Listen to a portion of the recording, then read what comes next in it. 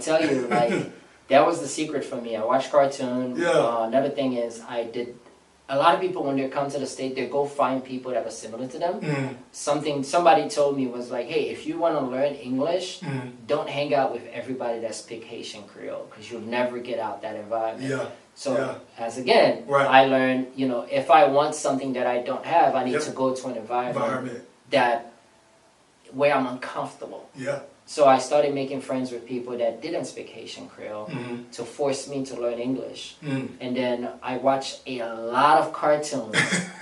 A lot of cartoons. Yeah. We're talking Dragon Ball Z. We're talking Recess. We're talking like people from my age. Y'all know what I'm talking about. Oh yeah. We're talking Simpsons. Yeah. And then I had the captive, the subtitle on the bottom, so I'm listening while I'm watching. And then because I was around friends that didn't speak Haitian Creole, it forces me to learn and to speak with them and communicate with them. Yeah. And that's what kind of speed things through for me, because, now I found myself in an environment where I had to learn. It wasn't optional. Yeah. And by putting yourself in an environment where you have to get things done, you get things done. Absolutely. Same thing when it comes to business as well. Yeah. Get in those environments. 100%. You invest in a mastermind. There You go to like conferences like we did. Absolutely. And you invest in yourself. Right. And you create that change by being in an uncomfortable position. Yep. Absolutely. 100%. 100%. Let's talk a little bit about you coming up in school. So, with you coming up in school, you actually was a 4.0 student. Oh, wow. You really did your research. So, a lot of people don't know this, but the education system here compared to other countries is very different. I grew up in an education system in Haiti where I had to memorize chapters, right? Think about you in second grade. Think about second grade here is nothing like when I grew up in Haiti. I don't know if it's the same now, but I had to memorize chapters of the history book, and I had to stand up in class, and they would randomly pick you, and you had to literally, word by word, share that chapter with the whole group. Wow. So it created that skill set of memorization. Right, but also I was doing, like trigonometry and calculus at a very young age. Wow. So Man. that knowledge, when you come here, I was like, oh, this is child's play to me. I bet. Because now the only thing that was stopping me was English. Okay. Once I mastered English, then school wasn't really an issue.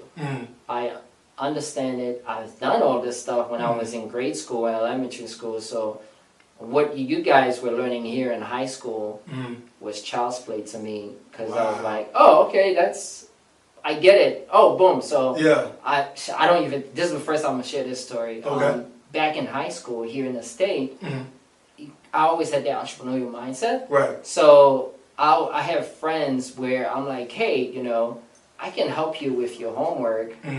I charge them a fee. I'm like, hey, for you to get an A is this much, for you to get a B is this much, for you to get a C is this much.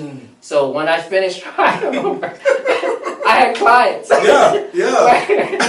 But literally, I'll just, I'll make decent money.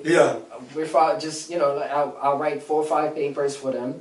They weren't ChatGPT back then. And they're like, why didn't I get an A? I'm like, dude, you're never in class. Why would I? It doesn't make sense for you to get an A. I got you a B+. That's good. And they're okay with that, because like, oh, okay, I get it.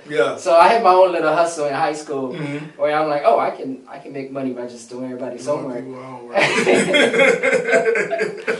Wow. Started early. I mean, I had so many hustles, man. I used to sell Red Bulls in the back of my trunk. So I'll buy them in back.